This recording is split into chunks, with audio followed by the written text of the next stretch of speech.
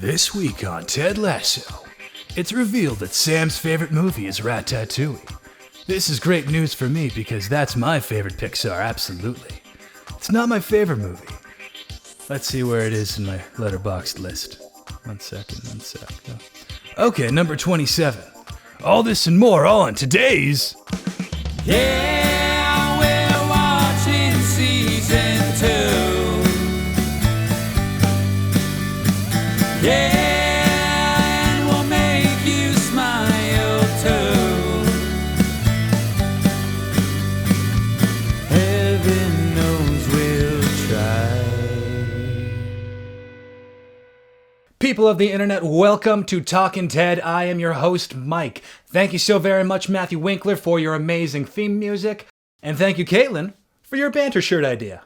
On the topic of shirts, I need your ideas for shirt concepts and designs for the remainder of this season. And I'd like to thank Digitime Custom Tees for helping me with the first 4 shirts I wore on this show. Now, they didn't ask me to make a commercial for them, but I did anyway. Enjoy. It's a hard world out there, and you're gonna want a custom Ted Lasso t-shirt that works as hard as you.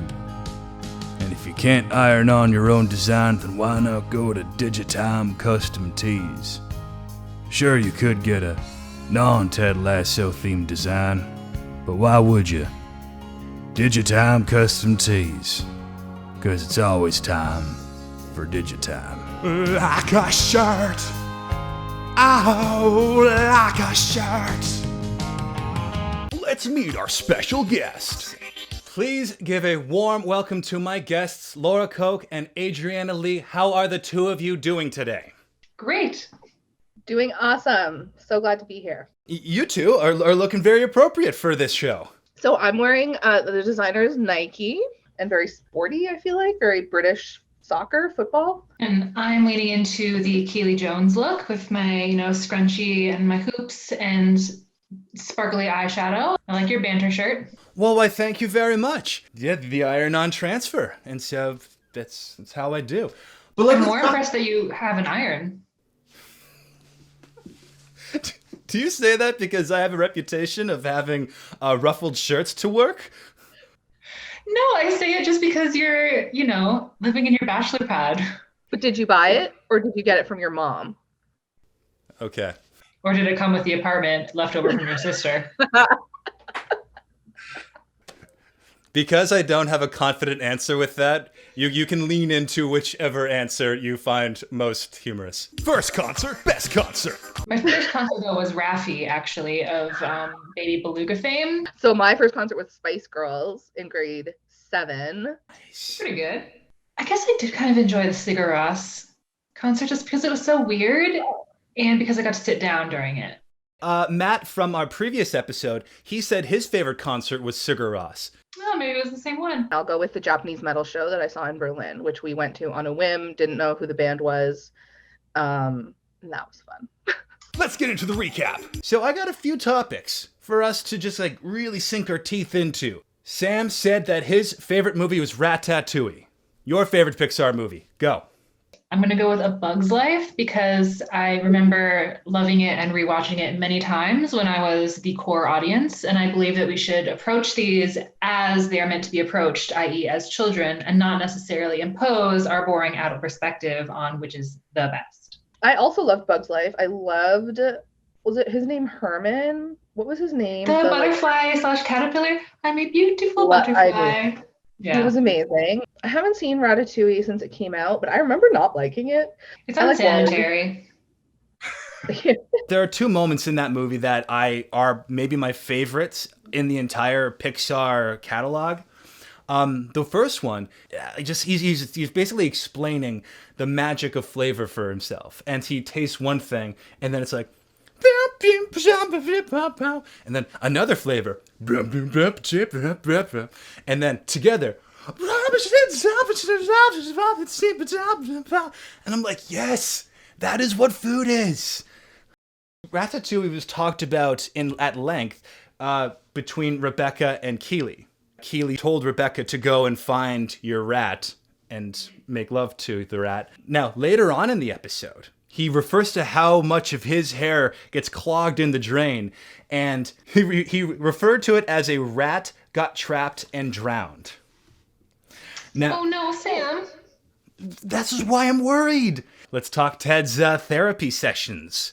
Watching the disintegration of Ted is making for really good television, because we've spent this whole first season seeing him as, aside from his panic attack in the first season, seeing him as a sort of pillar of non-macho strength. I mean, I think that it's stemming from his fear of not wanting to become his own father, if I can pull it back to fathers and sons, because as you said, like it was the call about his son that was one of the triggers for his panic attack last episode. I'm also thinking of his mantra about not quitting. Like he in the first season as well, we saw him always say, like, I don't quit on people, I don't quit on people, I don't quit anything. We're also starting to see Ted drink more.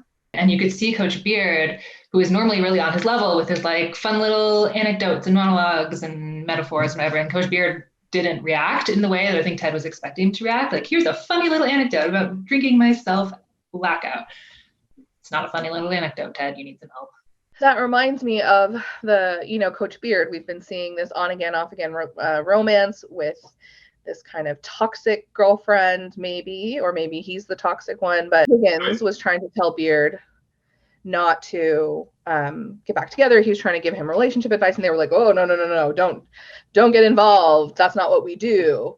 It seems like they very purposely kind of have this veil drawn between their facade selves and their interior selves. Beard doesn't seem to me like he's all that interested in helping Ted delve inward. He just kind of helps him cover it up. So he's more of an enabler. And it seems that Ted is an enabler to Beard. And you guys know that the Higginses are married in real life, right? Oh my gosh, that rainbow moment when have you seen her dressed in blue and he sees her is so beautiful. And they love each other in real life.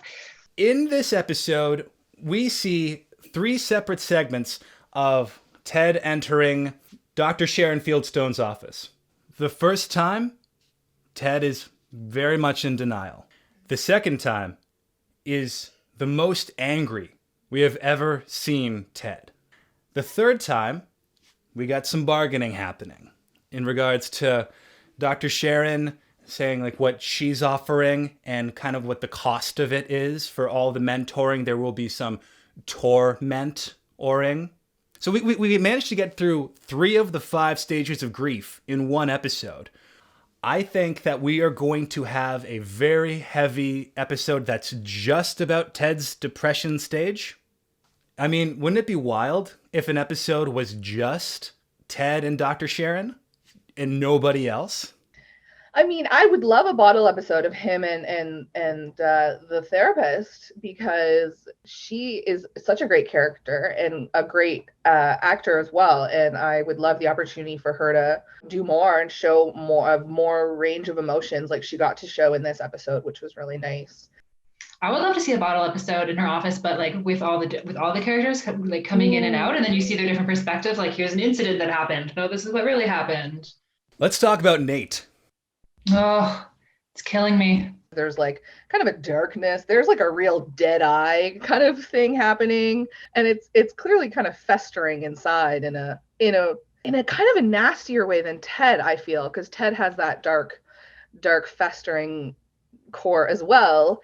But Ted, I think, internalizes it, like he directs it back in towards himself, whereas it seems to me that Nate kind of directs it outwards, and that gives me really bad vibes. It's interesting how the show is setting up all these different, it's really about fathers and sons. I guess he and Jamie have more in common that way, because Jamie was taking all of his daddy issues and again directing them outward and being cruel to people, being cruel to Nate specifically.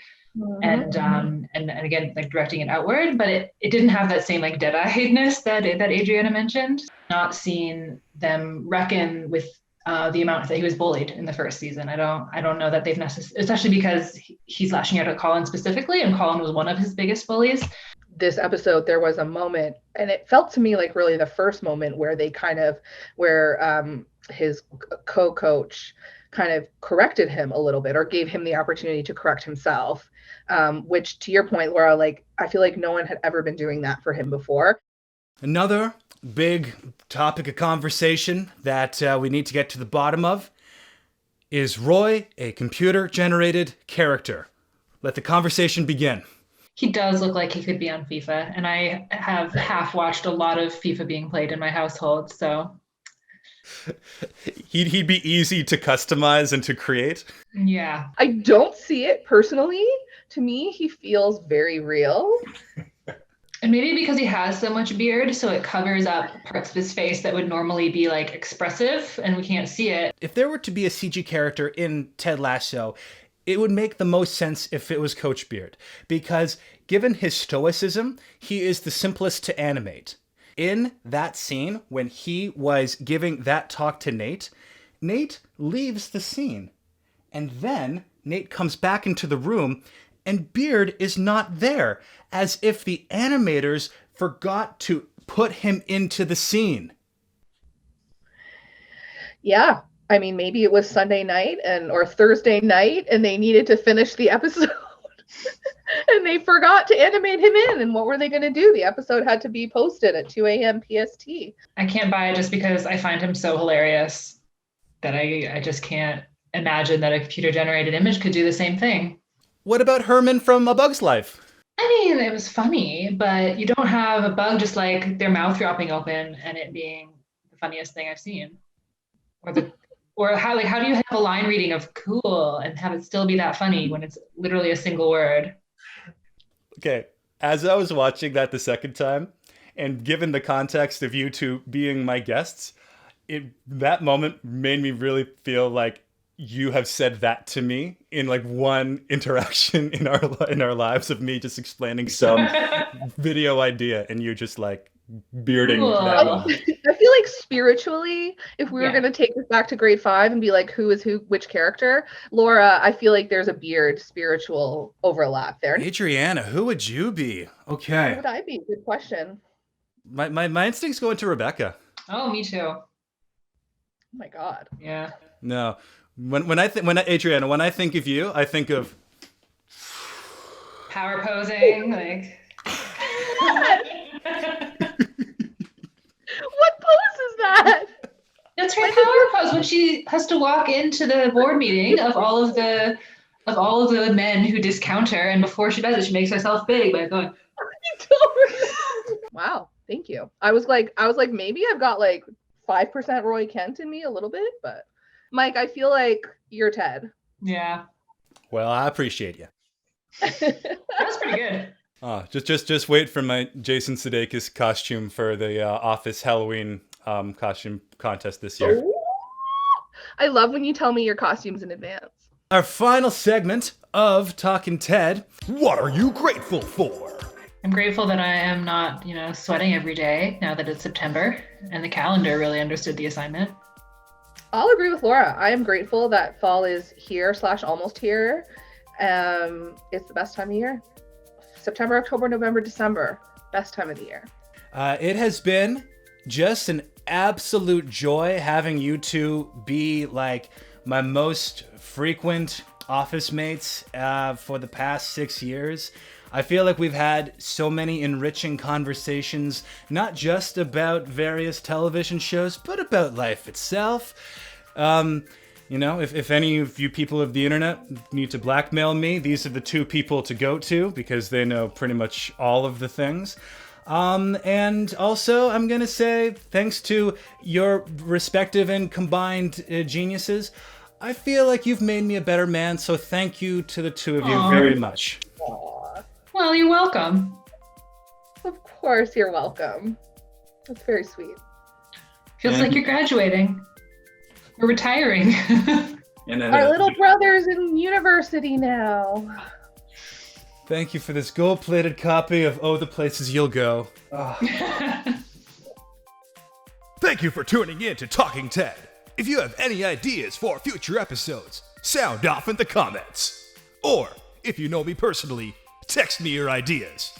I appreciate you.